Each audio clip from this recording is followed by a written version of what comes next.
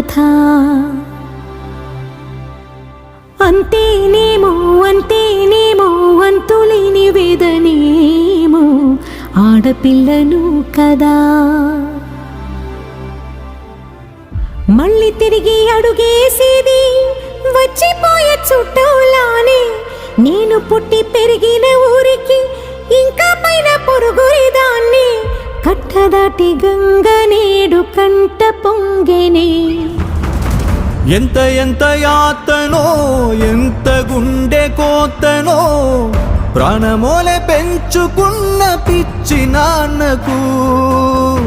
దూలమిరిగి భుజముపై పడిన పిడుగు పాటిది. ఇంతకన్నా నరకమే లేదు జన్మకు.